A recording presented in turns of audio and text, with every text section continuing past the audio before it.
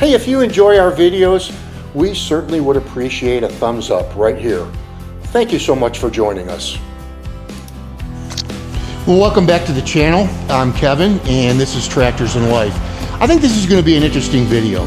We're going to cover a wide variety of topics, one of which, if you have a stamped concrete patio or driveway, like I do, it's old and the color was fading on it, and consulted with a couple different companies, and I just couldn't find anything that would work, mainly because the paint that they use in stamped concrete has xylene in it, and in order for you to put a second coat or even a sealer on it, you've got to have xylene. So what we did, and unfortunately I don't have this on film, we actually sandblasted it right down to the concrete. I painted it with a paint I'm going to show you from Sherwin-Williams about 3 years ago, and it's been amazing. No chips or anything like that, and it's held up beautifully. But I want to put a coat on it now. Now this is August, and it might seem, geez, you're at the end of summer, why are you bothering to do it now? So what happens is, you may have seen in previous videos, our awning goes up around mid-April and comes down around mid-October. And the reason we take it down is because of snow load. It's not meant to have a lot of snow load. So when the awning goes up, then we bring the outdoor furniture out. And obviously that would be the ideal time to do it in the beginning of the year. But the problem is the temperature of the concrete is too low. So it takes a while for that to warm up. So we're going to go ahead and get that done now. I'll show you the product that I'm using and the method that we use. I want to talk about the wildlife on the property. I made a couple changes that I think you guys are going to find interesting. A host of things. But most important, I'm glad you guys are here. Thank you so much for joining us, and let's get to work. Hey, look at this Kubota LX3310. This beauty is owned by our viewer Stephen, who's a loyal viewer to our channel, and he submitted these for us all to share and enjoy. What a great piece of equipment. Congratulations, Stephen. Hey, if you want to submit your tractor pictures, please do so. Send them to this email address, and we'll share them with the viewers on our channel. Thanks again, Stephen.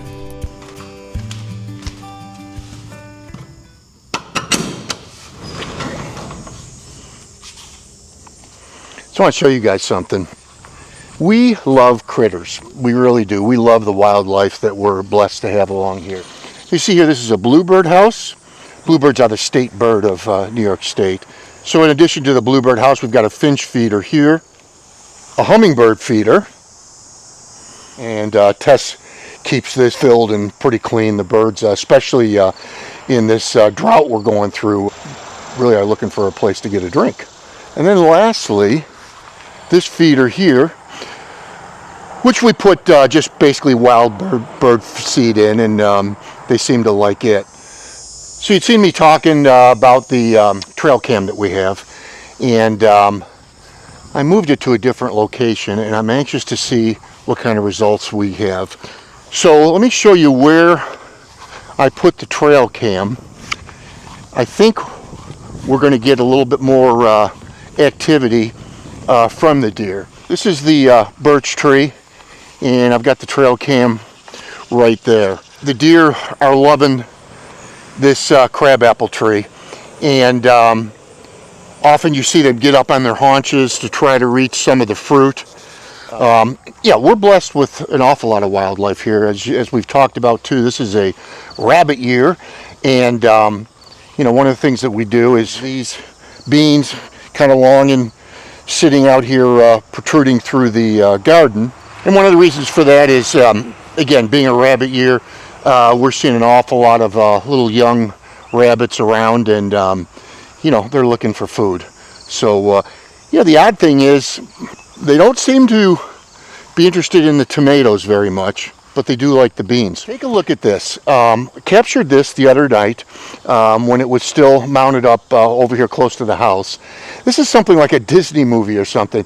You've got a buck with a small rack, you've got mama deer, and you've got two fawns. Looks like one of the fawns might be a yearling. Not sure. Different size though, certainly. But yeah, you don't often get a whole family captured at one time. We'll have to see with the trail cam on the birch tree what kind of activity we get. You know, since my surgery, I've really been having some issues sleeping, and I'll come out here in the patio 1, 2, 3 o'clock in the morning, and figured out that about 1 o'clock in the morning, the deer come from this direction, and I've come out here and there'll be 6 or 7 of them out here, and be a few of them just laying down here, just enjoying themselves. And then about 3 o'clock, the reverse will happen, where I'll see them come from this direction and heading back that way. Yeah, so really enjoy watching them. We're blessed. See the occasional fox out here too. Mostly at night it'll get captured on the trail cam. As I mentioned, a lot of bunnies. First year we lived here in 2018, we actually had a big black bear, a boar, with an injured leg that was across the street.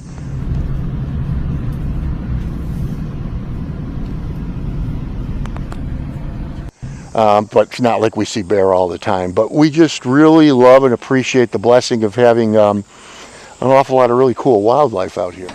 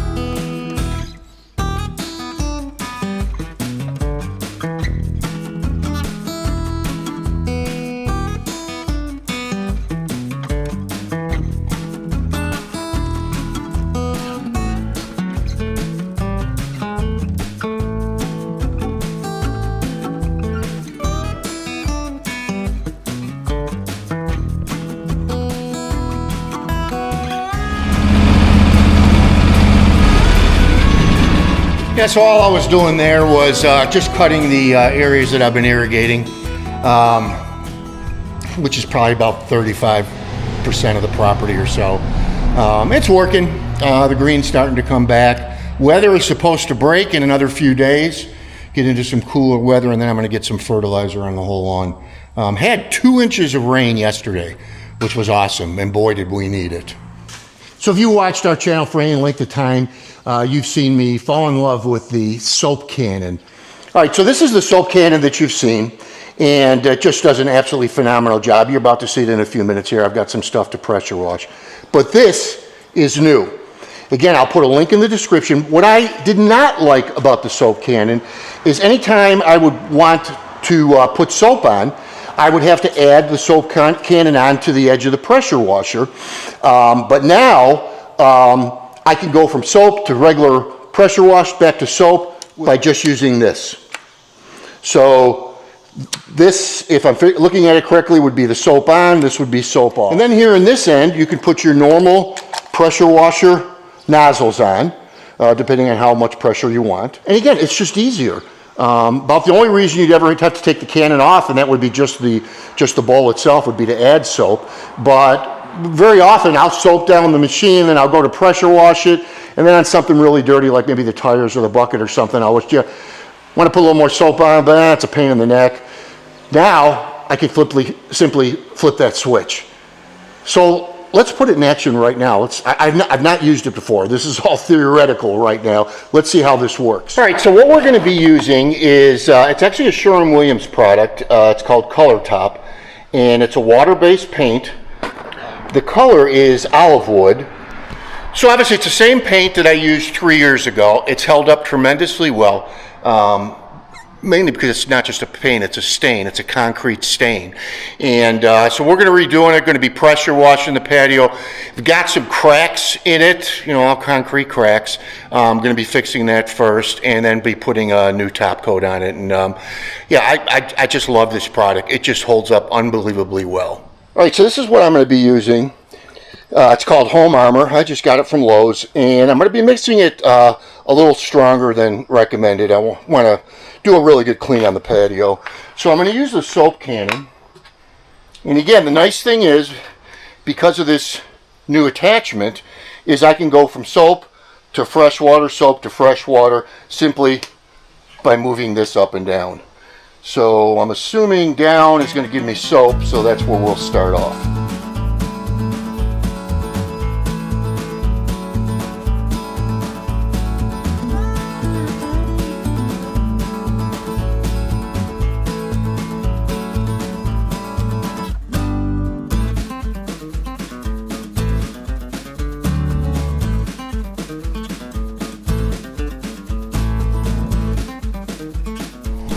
You know, it's another one of those situations where it's putting lipstick on a pig, right? I mean, you know, this rug has seen better days, and if it wasn't so late in the summer, we probably would just replace it. But, you know, the fact of the matter is, in another 60 days or so, we're going to be taking it up and storing it for the winter, so this will help.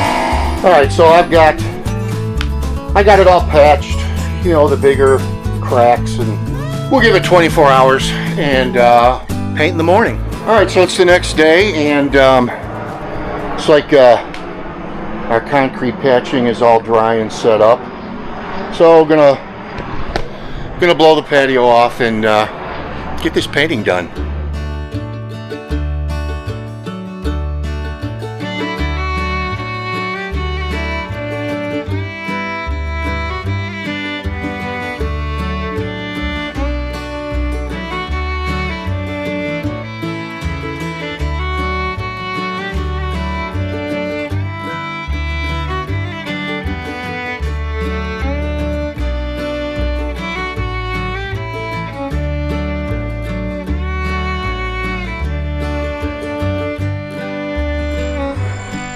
All right, pretty happy with the way it turned out.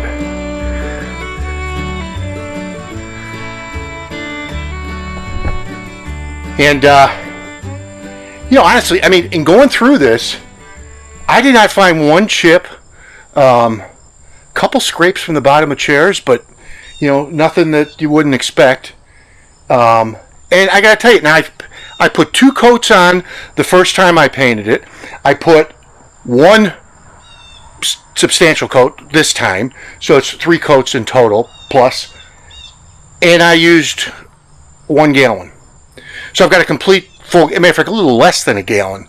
So being it's stained, it's kind of watery, it goes a long way and covers beautifully.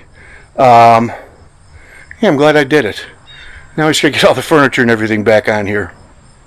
I hope you guys enjoyed this video. I want to tell you something coming up. It'll either be the week after this video or maybe 2 weeks. I'm really excited about doing it. It's going to be an all-inclusive, exhaustive and comprehensive video on tractor maintenance. Now, I've got a deer, it doesn't matter. What I'm going to be showing you is maintenance on pretty much any tractor. There's not a lot of difference in the way these tractors are built. It's going to be a complete change of all fluids, all filters, greasing the machine, basically everything that you need to do. For me, it's going to be getting it ready for winter and snow plowing. But that's going to be coming up, and I hope you guys will enjoy that. I hope you enjoyed this video. Thank you so much for joining us. God bless you all, and we'll see you next time on Tractors in Life.